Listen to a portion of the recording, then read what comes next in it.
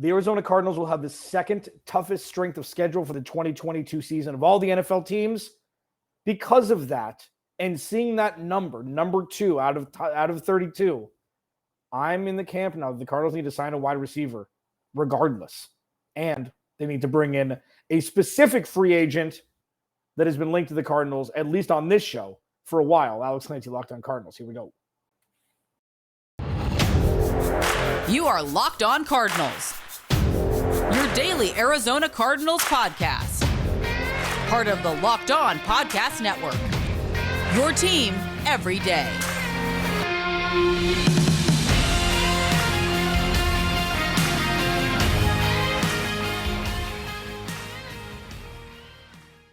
Welcome. Alex Clancy, Locked On Cardinals. Thanks for making Locked On Cardinals your first listen each and every day, free and available on all platforms. I am your host, Alex Clancy. Follow me on Twitter at Clancy's Corner. Follow the podcast at Locked On AZ Cards. Please subscribe to the YouTube channel as well. You can check me out Thursdays also with Tyler Rowland of Locked On Titans for the Locked On NFL Thursday national show. So a little programming note here. Immediately following the unveiling of the 2022 NFL schedule, I will be doing my Friday podcast live Thursday night on YouTube. You don't want to miss it. Initial reactions, I'll probably go long. It's going to be fun because we know the Cardinals have the second toughest strength of schedule. We don't know where those games will land.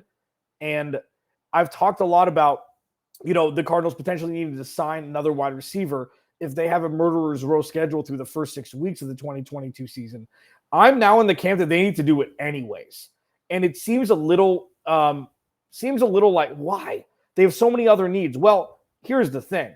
It's obvious that Steve Keim doesn't see bringing in an impact offensive lineman as a position of supreme need. They brought in another center to work out. They signed Will Hernandez. I think that he's ready to roll. I think he's ready to let it ride with Rodney Hudson, Kelvin Beachum, and DJ Humphries and Justin Pugh. It hasn't really, whatever. Okay, he sees that there are different needs on this team, and obviously he's doing the Steve Keim overcorrection of trading for Hollywood Brown and drafting Trey McBride instead of, addressing other needs like corner, pass rusher, run stopper, and, offensive lineman to protect Kyler Murray.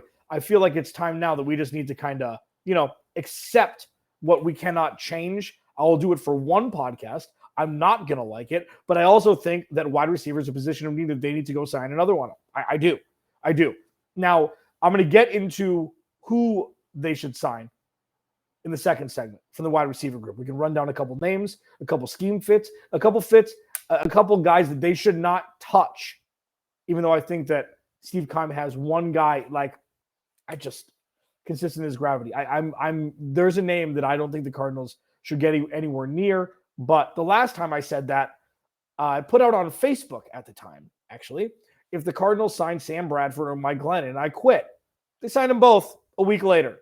So I don't have the greatest track record when it comes to saying things like that regarding Steve Keim and his taste in players. But I'm going to talk about a couple of guys that they should look at, a couple of guys that they should stay away from in the second segment. The third segment, there's a name that they need to bring in. And he was just released by his former team, the New York Giants.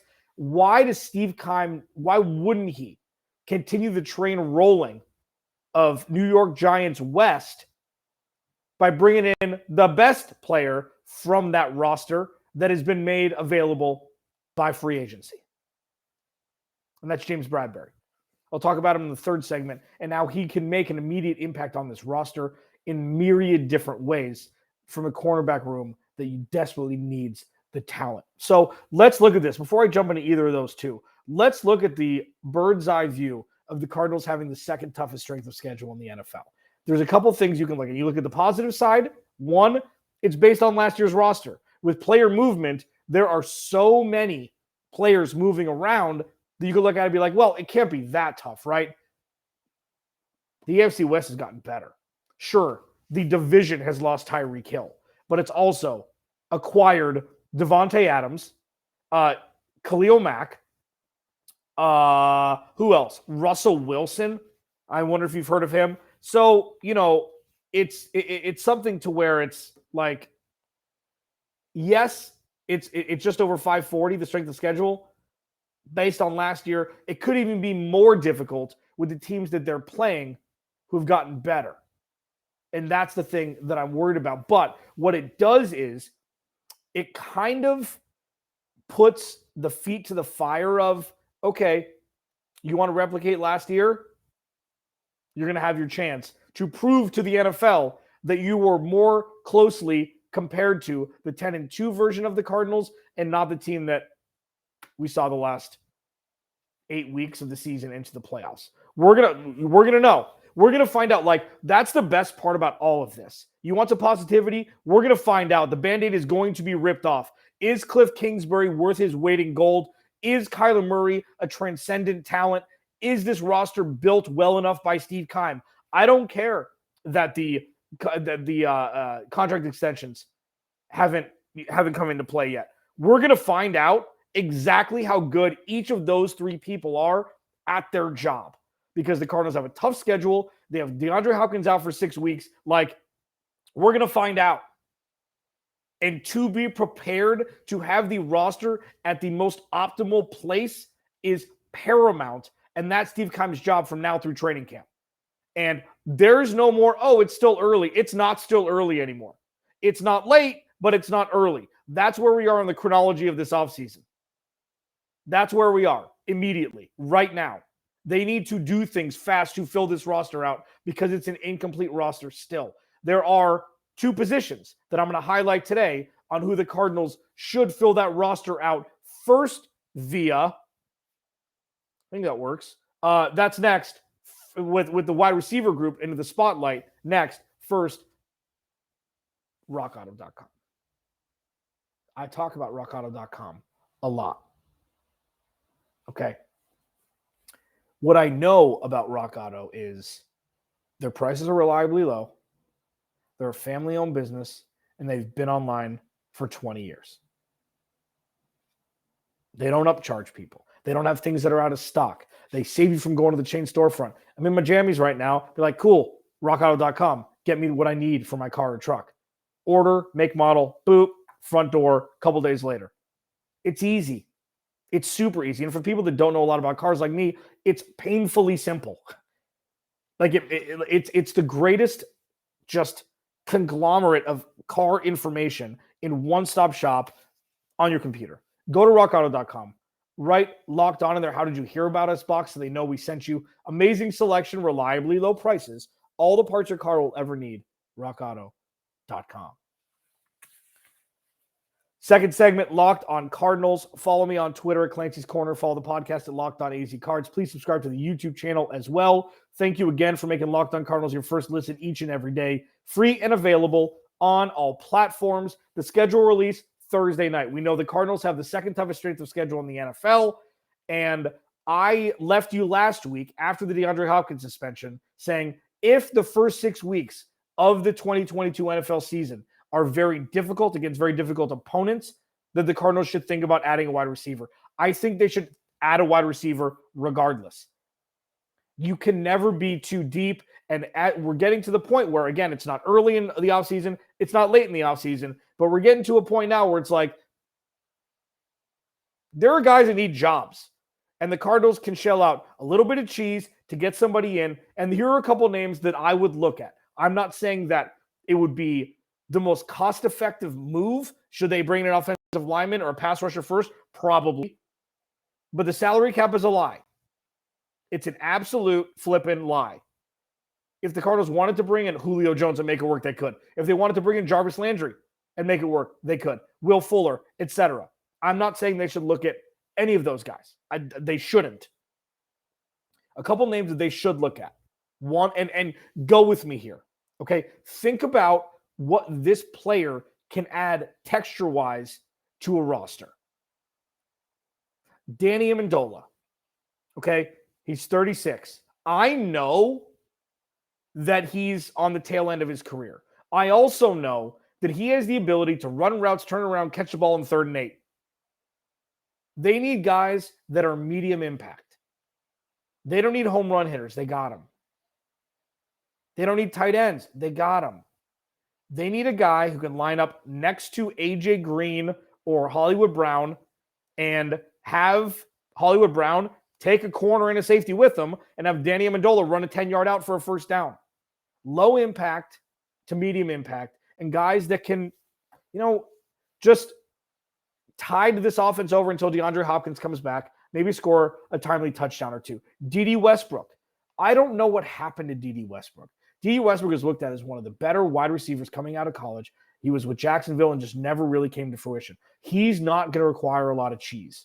Okay? He's not going to require a lot of cheese, and I think he'd be a guy he's only 28.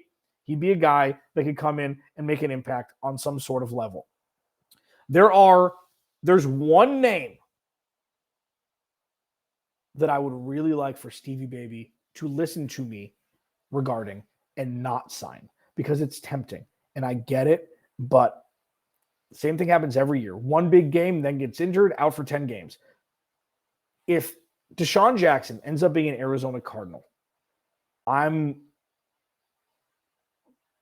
going to have a very awkward conversation. All of us. You, me. I'll be talking to Steve Keim, even though he won't be listening.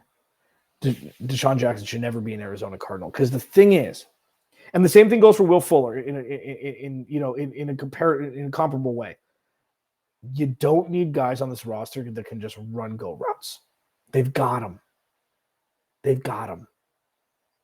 And we know Kyler Murray's proclivity to throw, 15, 18-yard go routes on 3rd and 3. We don't need to experience that for the Cardinals. Okay? Will Fuller, it's the same thing. He's going to be a little bit more expensive, still injury prone, a good talent, but don't pay a guy to run straight. Don't like, that's not, running go routes is not somebody that you should be signing for, even if it's tempting with the guy in the free agency pile. Just don't. Please don't. There's a guy that the Cardinals definitely should sign. It's James Bradberry, former corner of the New York Football Giants. Why stop the New York Giants West train, Stevie Baby? I'll tell you why James Bradberry will make an immediate impact on the Arizona Cardinals next. Locked On Cardinals. Final segment. Locked On Cardinals. Thanks for making Locked On Cardinals your first listen each and every day.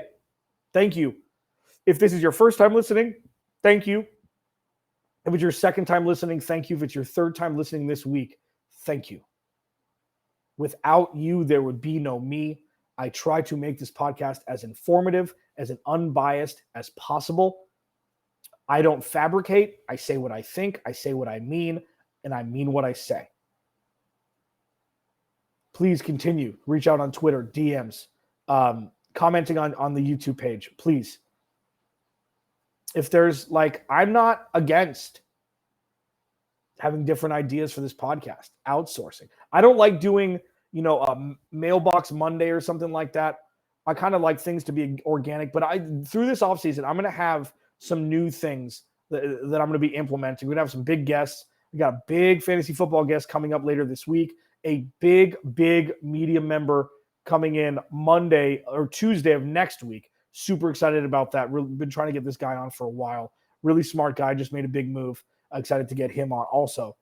It's going to be a fun summer. We are not going to be short of content. I promise you that. James Bradberry needs to be an Arizona Cardinal.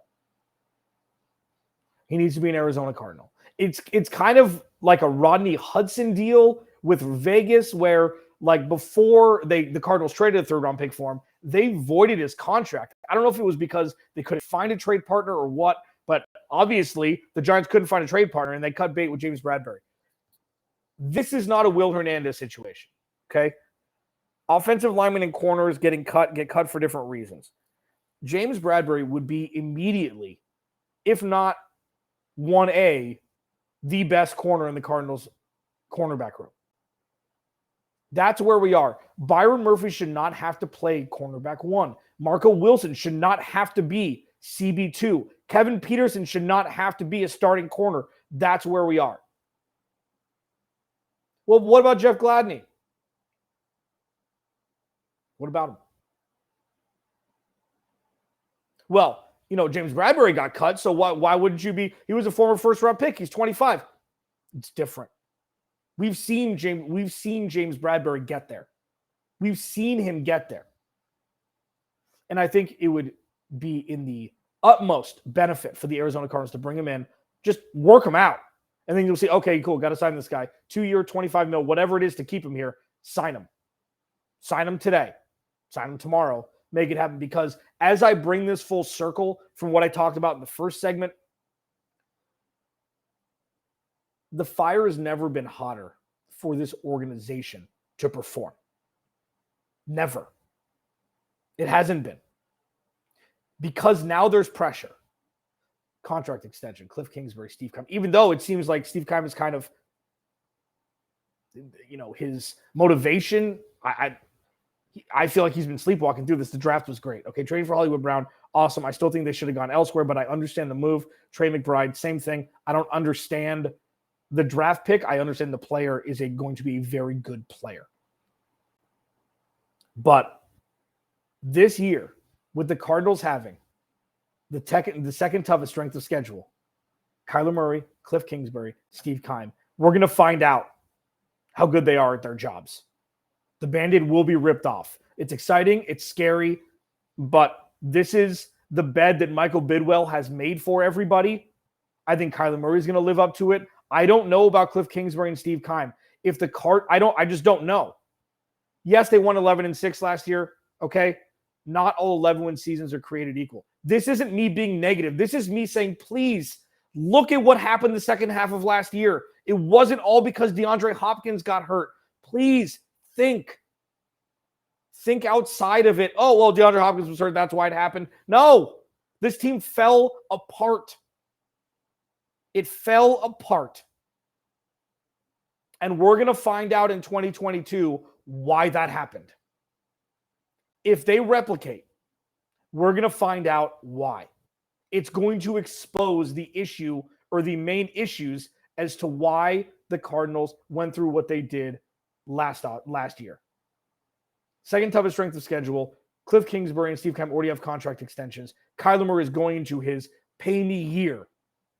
We're going to find out who elevates, who rises up to the challenge, and who's not cut out for the position that they are currently in. Alex Clancy, Locked On Cardinals. I'll talk to you tomorrow.